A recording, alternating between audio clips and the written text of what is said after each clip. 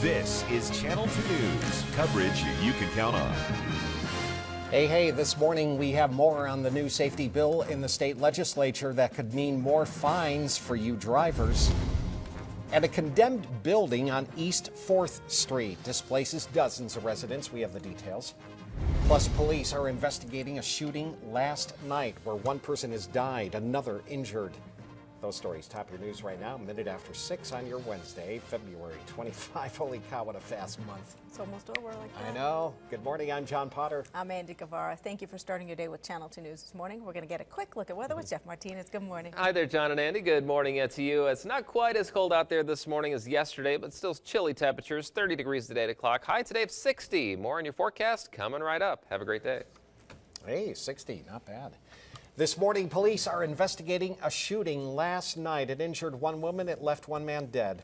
Officers responded to multiple reports of shots fired in the 1700 block of Burnside Drive around 6:45. Police say it started when a woman and her friend went to that house to pick up some property. That's when police say a man armed with a gun confronted them in the driveway. They say he shot at the women several times and hit one of them. She was taken to the hospital with unknown injuries. Police say they found a man dead inside, but the cause of his death is unknown. Authorities say the second woman was not hurt. About 30 people are out of their homes after the motel they lived in was condemned. Residents at the Everybody's Inn Motel in Reno were given until 5 o'clock last night to move out. Police say the decision came after NV Energy investigation into some wire theft. NV Energy then said they could not safely restore power. They called code enforcement, which then deemed the building uninhabitable. Reno Police, Catholic Charities in Northern Nevada, and Red Cross helping find those new places for those folks to live. It's not their fault. The building will be put up for auction in the next few weeks. Lawmakers are discussing a bill that would make some major changes in areas with a lot of foot traffic, and this is in order to reduce fatal pedestrian accidents.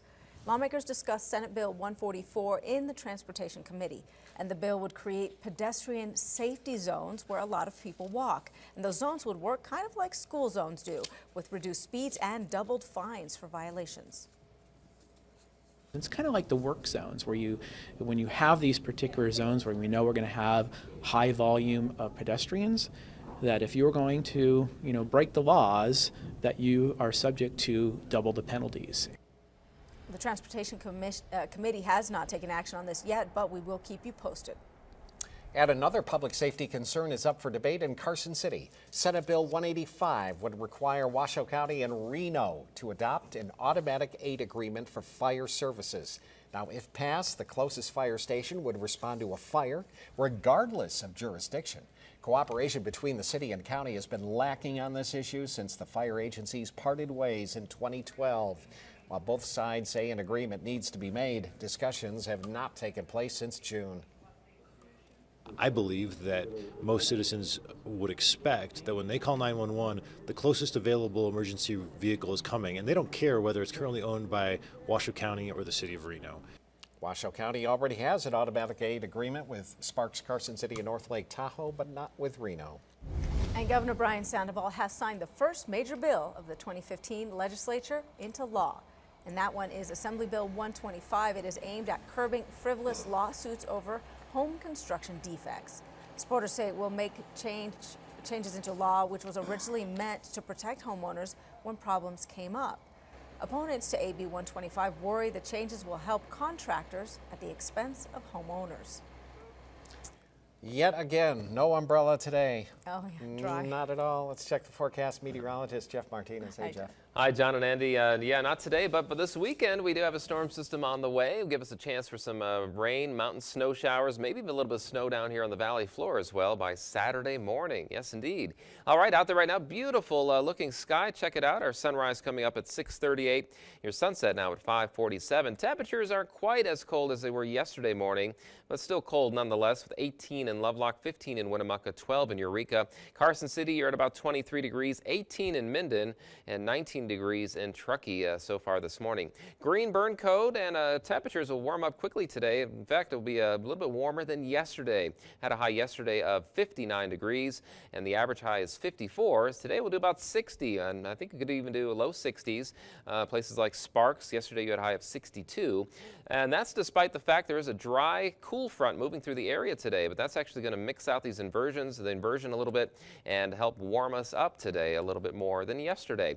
And all eyes are on this weekend with the storm system right here. You can see it beginning to dive into the area by Friday morning up to our north. So that'll be heading our direction for this weekend. I'll talk more about that coming up in just a few minutes. First of all, look for a high today of 60 degrees. And let's take a look at that morning commute now with RJ. What's going on? Good morning. Well, good morning, Jeff. Right now we are doing great. There are no accidents or incidents to report. Checking out our traffic cams, looks like all of our highways and surface streets are traveling at top speeds as we begin that morning commute. As you exit the door, be sure to buckle up. It's for your safety. And of course, if you got to use that cell phone, please use that hands-free device. That's your traffic. Ooh, grab the good driving while you can. Yeah. It's never too early to talk about the next election, and this morning we are doing just that. We're going to. Of course, Senator Harry Reid is up for re-election, not this year, but soon. And who will face him when it happens? Landon Miller is live at the Democratic headquarters in Washoe County. Hey, good morning, guys. Yeah, there's been a lot of talk as to who will face Senator Reid next year. This conversation, by the way, is not anything new. Really, Republicans have been talking about it since Sharon Angles lost back in 2010. The question, though, is Senator Reid unbeatable? Nevadans understand what a majority or minority leader can do for the state. So that's really tough if you have no experience in the U.S. Senate or national races and offices to literally stand up against someone who has years of experience.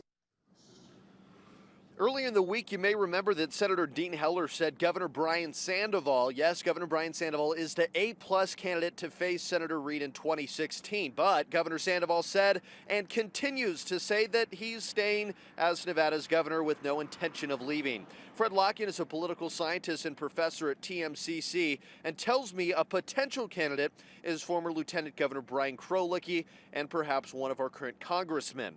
However, he says that Governor Sandoval is the only Republican candidate who has a decent shot at defeating Reid in 2016. He is a formidable opponent for the Republicans, and if it isn't Brian Sandoval, then I'm not so sure many other Republicans will be eager to go onto the ballot because the chances of winning will be pretty slim. And just in case if you are wondering, there are 621 days until the 2016 elections. Now you know. Covering the story live, Landon Miller, Channel 2 News. All right, Landon, thanks. Hey, new this morning, Nevada Attorney General Adam Laxalt scheduled to testify before a congressional panel later this morning on that lawsuit challenging the president's executive order on immigration. Laxalt plans to testify about why the Silver State joined the 25 other states in filing the lawsuit to block that order that spares nearly 5 million immigrants from deportation. Laxalt said the order is unconstitutional and that immigration policy should be determined by Congress, not the president. He also said the lawsuit was not a political maneuver, but rather a reaction to federal overreach, as he put it. Looking to our community now, since it has felt more like spring than winter for most of the month, a lot of the lawns around town are trying to turn green. You've probably seen them. But the experts say it's still too early to start watering your grass since we may still see some freezes. And the landscapers have already started aerating lawns. It's still a bit too early for certain yard work. Definitely don't try to force it. Don't fertilize. Don't mow. Just kind of let your garden do what it does. Well, they do say that watering trees is important, though, this time of year, especially conifers and evergreens. And that's because trees have feeder roots, which require attention once every few weeks. February.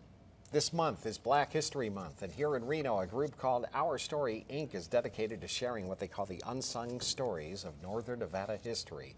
A map filled with names, facts, and dates pinpoints the life and legacy of African Americans in the Silver State. Well, did you know the historic Lear Theater, originally built as a church, was designed in the 1930s by black architect Paul R. Williams?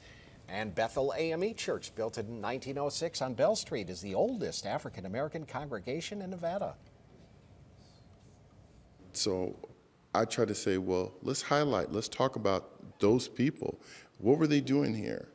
You know, why did they come out here? The entire Our Story exhibit is on display at the Nevada Legislature through tomorrow. It's free of charge and open to the public. Andy checked it out yesterday. Yes, this was so neat. That last black and white picture you saw there was a huge fight, a boxing match that happened in 1910, right on 4th Street in downtown. 30,000 people came to this. I mean, and Reno was tiny then, so. Yeah, there was the big one on Mayberry, too, back in the old days. I saw the plaque out there. So, pretty cool. So the places you walk, you know, it's amazing the history that happened right then and there.